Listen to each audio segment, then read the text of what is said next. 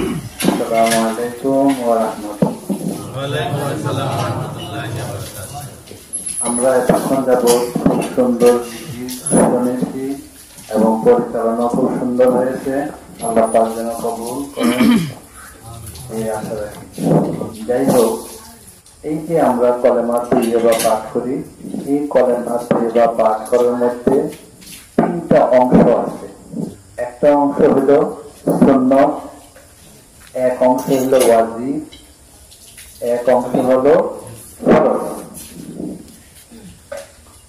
তাই কলেমার তৈয়বার প্রকাশ কিভাবে হয়েছে সেটা তো জানা প্রয়োজন। হুজুর পাক সাল্লাল্লাহু আলাইহি ওয়াসাল্লাম যখন রূহানী জগতে অবস্থান করতেন তখন দেখেন বাইতুল মামুর মসজিদ। সেটা কোথায় জানেন? আকাশে। বাইতুল মামুর মসজিদে ফেরেশতাগণ জিকির করতেছেন, কি বলে? লা ইলাহা লা ইলাহা। এই জিকির করতেছেন। তখন আল্লাহর হাবিব, আমার যে প্রাণের রাসূল, উনি ফেরেশতাদেরকে উদ্দেশ্য করে বলেন, হে ফেরেশতা সকল, তোমরা ইহার সাথে ইল্লাল্লাহ যোগ করে পাঠ করতে থাকো। তারপর থেকে শুরু হলো লা ইলাহা ইল্লাল্লাহ। তারপরে আমার পেয়ারা রাসূলের এই জবান যখন নাকি যোগ করলেন, তখন আল্লাহ পাক এর সাথে যোগ করেন মুহাম্মাদুর রাসূলুল্লাহ সাল্লাল্লাহু আলাইহি ওয়াসাল্লাম। আর তিনটা পাঠ হলো, একটা হলো লা ইলাহা, আরেকটা পাঠ হলো ইল্লাল্লাহ, আরেকটা পাঠ হলো মুহাম্মাদুর রাসূলুল্লাহ। ফেরেশতারা যে তাসবিহ পাঠ করছেন লা ইলাহা, অর্থ কি? আল্লাহ ছাড়া, আল্লাহ ছাড়া। তখন আমার প্রিয় নবীজি সংযোগ করলেন ইল্লাল্লাহ, মানে মাবুদ নাই, মানে আল্লাহ ছাড়া মাবুদ নাই। আর আল্লাহ যোগ করছেন মুহাম্মাদুর রাসূলুল্লাহ। আর এর কারণে হয়ে গেল কি? সেটা ফরজ। নবীজি যেটা যোগ করছেন সেটা ওয়াজিব, আর যেটা ফেরেশতারা করছেন সেটা সুন্নাত। তাহলে লা ইলাহা বলা সুন্নাত, ইল্লাল্লাহ বলা ওয়াজিব, মুহাম্মাদুর রাসূলুল্লাহ পাঠ করা ফরজ। এই জিনিসের মধ্যে যদি শুধু লা ইলাহা বলি, আল্লাহ ছাড়া আল্লাহ ছাড়া, সেটাও সুন্দর না। যদি শুধু ইল্লাল্লাহ বলি, ইল্লাল্লাহ, সেটাও শোনা, মানে মাবুদ নাই, সেটাও সুন্দর না। তাহলে আমরা করবো শ্রেষ্ঠ জিকির লা ইলাহা ইল্লাল্লাহ। জিকির হিসেবে শ্রেষ্ঠ জিকির লা ইলাহা ইল্লাল্লাহ, আল্লাহ ছাড়া মাবুদ নাই। আর মুহাম্মাদুর রাসূলুল্লাহ সাল্লাল্লাহু আলাইহি ওয়াসাল্লাম বলা মানে কি? ফরজ। তাহলে মুহাম্মাদুর রাসূলুল্লাহ সাল্লাল্লাহু আলাইহি ওয়াসাল্লাম আল্লাহর বান্দা ও রাসূল। তাহলে আমরা যত জিকির করি, সারা দিন রাত 24 ঘন্টা যত জিকির করি, সেই জিকিরের মধ্যে শুধু লা ইলাহা ইল্লাল্লাহ জিকির পাঠ করলাম কোটি বা আরো বেশি, কিন্তু একবার হলেও মুহাম্মাদুর রাসূলুল্লাহ সংযোগ করতে হবে, নাহলে ফরজ তরক হবে। এবং এই ফরজ তরকের জন্য আমরা গুনাহগার হব। তাই আমি এই কথাটা বলার অর্থ হলো, প্রত্যেকটা জিনিসের একটা অর্থ আছে। যেমন আজকাল এগুলো অনেক খুশি অনেক হয়, কিন্তু আমরা কিন্তু খুশির মধ্যে নেই। আমরা দরকার পারফেক্ট জিনিস, যেটা থেকে সাধন হবে, সাধনার জগতে আমরা নিকটপন্থী যাব। তাই আমরা শুধু লা ইলাহা পাঠ করবো না, আবার শুধু ইল্লাল্লাহ পাঠ করবো না। কারণ দুই অর্থ, একটা হলো আল্লাহ ছাড়া, আর একটা হলো মাবুদ নাই। যদি শুধু লা ইলাহা করি, তাহলে এই জিনিসটা আল্লাহ ছাড়া, এটা অসুন্দর না? না কোনো ছন্দ আছে? আর যদি শুধু বলি ইল্লাল্লাহ, আজকাল কিন্তু ইল্লাল্লাহ জিকির হয় না, হয় না? কিন্তু তুমি যদি বলো যে হ্যাঁ ইল্লাল্লাহ পালন যেতে গেলে আবার বহুত বড় ভ্যাট মারাই দিল না? তা আমরা ভ্যাট মারতে নাই। ইল্লাল্লাহ আমরা এটা বুঝতে হবে যে ইল্লাল্লাহ অর্থাৎ মাবুদ নাই। তাহলে আমরা মাবুদ নাই এই কথা স্বীকৃতি আমরা ইল্লাল্লাহ জিকির করা দেব। আমরা বলবো লা ইলাহা ইল্লাল্লাহ। আর মুহাম্মাদুর রাসূলুল্লাহ সাল্লাল্লাহু আলাইহি ওয়াসাল্লাম পাঠ করব। এই জিনিসটা কলেমা তৈরির আত্মপ্রকাশ মাহাত্ম্য এটা জানা প্রয়োজন আছে। আর এই কলেমা তৈরির সবচেয়ে বড় জিনিস হলো আমরা কি করি নামাজের পরে সবাই সালাম ফিরে সারলেই ফরজ কোনো জায়গায় আস্তাগফিরুল্লাহ করতে করতে পাগল হয়ে যায়। কি পাগল হয় না? এবং এটা তালিমও দেওয়া হয়। হ্যাঁ, আস্তাগফিরুল্লাহ বলতে কি হয়? সাগরের ফেনা পরিমাণ গুনাহ হলে মাফ হয়। একটা নির্দিষ্ট সংখ্যা আছে, না এর বাইরে। সাগরের ফেনার উপরে বা পশুর লোমের উপরে আর কোনো সংখ্যা নাই। এতটুকু একটা সীমা আছে না? আর কলেমা তৈরির সীমাটা হলো কি? কলেমা তৈরির মধ্যে 12টা হরফ আছে। কয়টা হরফ? যদি কেউ ইয়াকিন এবং বিশ্বাসের সহিত পাঠ করে তার 12 মাসের গুনাহ মাফ হয়ে যায়। সুবহানাল্লাহ। যদি কেউ ইয়াকিন এবং বিশ্বাসের সাথে একবার পাঠ করে তার জন্ম থেকে মৃত্যু পর্যন্ত নেকিতে পূর্ণ হয়ে যায়। সুবহানাল্লাহ। যদি কোন ব্যক্তি আবু জেহেলের মতো কাফের ব্যক্তি হয়, যদি সেই ইমানের সাথে একবার পাঠ করে তাহলে সে জান্নাতে। সুবহানাল্লাহ। তাহলে যে জিনিস করলে আমরা জন্ম থেকে মৃত্যু পর্যন্ত নেকিতে পূর্ণ হয়ে যায়, সেই জিনিসটা আমরা নামাজের পরে সালাম ফিরে তখন পাঠ করবো। এরপর আস্তাগফিরুল্লাহ করি, আরো কিছু করি, কোনো সমস্যা নেই। আমরা তো দরকার নির্দিষ্ট গণ্ডির মধ্যে না, আমরা ব্যাপকতা দরকার না। আল্লাহ যেন আমরা এটা খেয়াল রাখেন, এটা আমরা খেয়াল করবো। কেউ করুক না করে এটা তার ব্যাপার, কিন্তু আমরা যারা তরিকত পৌঁছেছি আমরা এটা দিয়ে জানি, এটা আয়ত্ত করবো। কারণ আমরা তো যাবো যে একটা সংক্ষিপ্ত রাস্তায় কিভাবে অগ্রসর হওয়া। যাই হোক, আমি সংক্ষিপ্ত আকারে গত 11 শিল্পগুলো তওবার আলোচনা করছিলাম না, শেষ ছিল না। বিসমিল্লাহির রহমানির রহিম। আলহামদুলিল্লাহিল মুতাওয়াহহিদি বিযাতিল মুকদ্দাসাতি ওয়াস-সিফাত والصفات المنزهات المبجلات المتبرج للبقاء فلا آخر له الباعث الذي بعثه نبيا محمدا وأرسله وختم به أنبياءه ورسله أشهد أن لا إله إلا الله وحده لا شريك له في السر والعلان وأشهد أن سيدنا ونبينا ومحبوبنا وبشيرنا ونذيرنا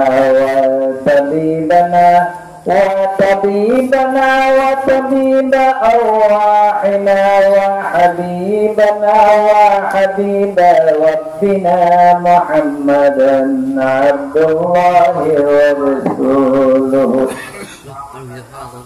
أرسله بالحق بشيرا ونذيرا داعيا إلى الله بإذنه وسراجا منيرا أما بعد فقد قال الله تعالى في كلامه المجيد وفي فرقانه الحميد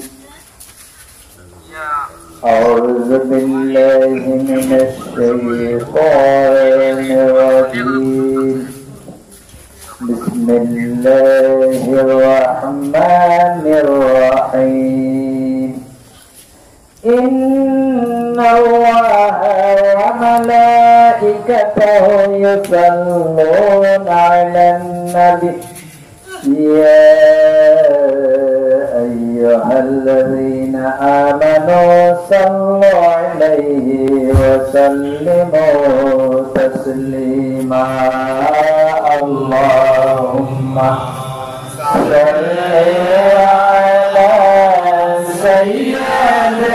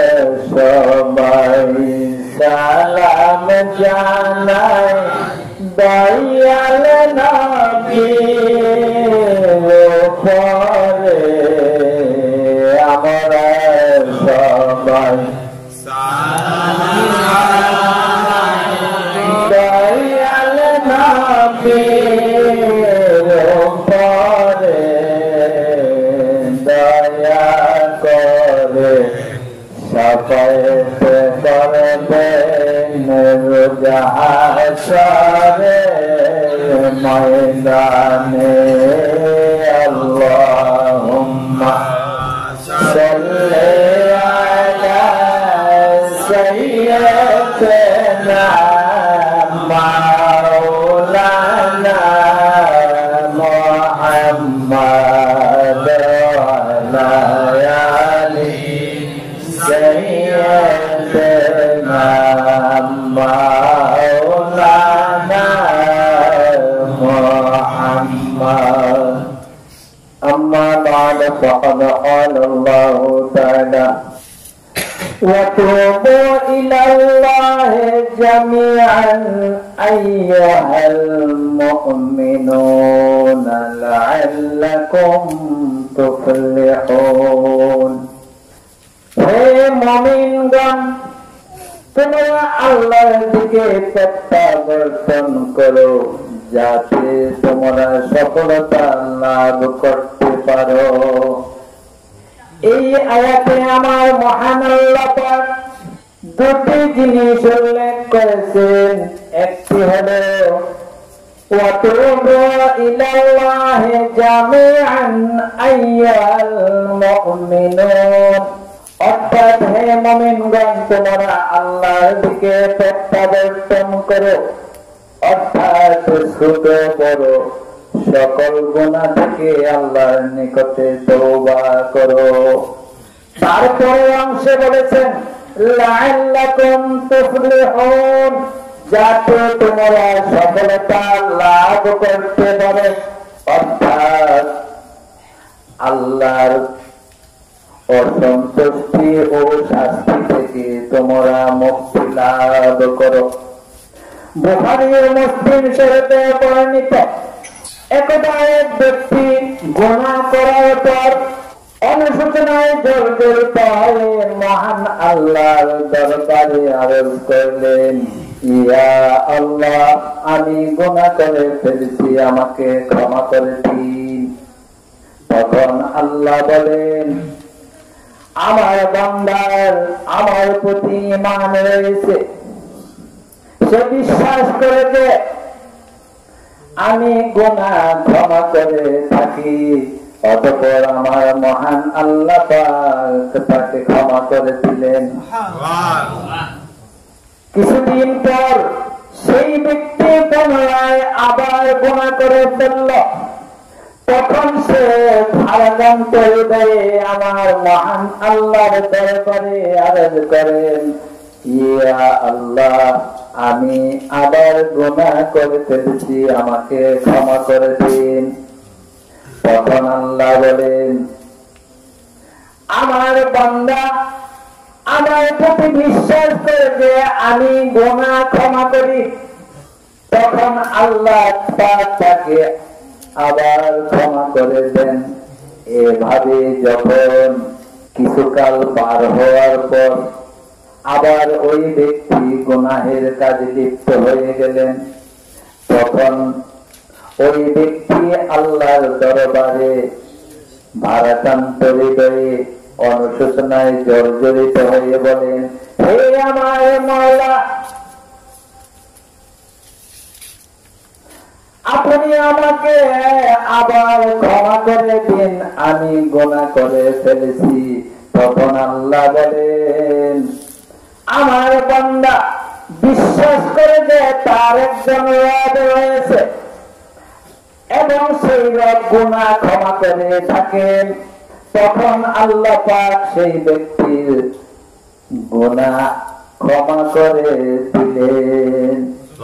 পবিত্র গ্রন্থ কোরআন মাজিদে সূরা বাকারার 222 নম্বর আয়াতে আমার মহান আল্লাহ পাক ইরশাদ করেন, ইন্নাল্লাহা ইউহিব্বুত তাওয়াবিন, নিশ্চয় মহান আল্লাহ পাক গুনাহ থেকে তওবাকারীকে ভালোবাসেন।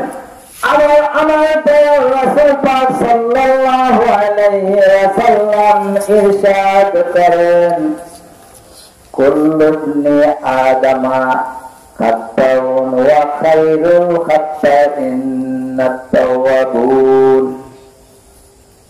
বনি আদম মাত্রই গুনাহগার, কিন্তু উত্তম গুনাহগার সেই ব্যক্তি যে তওবাকারী। আবার মুসলিম শরীফে বর্ণিত রয়েছে যে আমার মহান আল্লাহ পাক দিনের গুনাহ ক্ষমা করার জন্য এবং তওবা কবুল করার জন্য রাতের বেলায় তার রহমতের হাত প্রসারিত করে দেন। আবার রাতের গুনাহ ক্ষমা করার জন্য ও তওবা কবুলের জন্য দিনে তার রহমতের হাত প্রসারিত করে দেন যতক্ষণ সূর্য পশ্চিম আকাশে উদয় না হবে। সুবহানাল্লাহ। তাই ইরশাদ হয়েছে ইন্না রাহমাতি সাবাকাত আলা গাদাবি, নিশ্চয়ই মহান আল্লাহ পাকের অনুগ্রহ তার ক্রোধকে শীতল করে ফেলেছে। আমার মহান আল্লাহ পাক অতিশয় ক্ষমাশীল ও দয়াময়। তিনি তার ৯৯ ভাগ অনুগ্রহ সূচক গুণ দ্বারা গুণান্বিত, আর ১ ভাগ কোট দ্বারা তিনি কাহার নামে অভিহিত হয়েছেন। তাই হাদিস শরীফে ইরশাদ হয়েছে অনুপাতকারী ব্যক্তি আল্লাহর নিকট রহমতের আশা করতে পারেন, কিন্তু হঠকারী ব্যক্তি সে যেন আল্লাহর গজবের প্রতীক্ষায় থাকেন। ওগো আমার বান্দারা, একদিন না একদিন তোমাদের আমলনামা তোমাদের হাতে আসবে এবং দুনিয়া থেকে বিদায় নেওয়ার আগে প্রত্যেকেই তার ভালো মন্দ নিজ চোখে দেখে নেবে। তাই আমাদের প্রতিটি মুহূর্ত পার হয়ে যাচ্ছে, শীঘ্রই আখিরাতের প্রস্তুতি নেওয়া দরকার।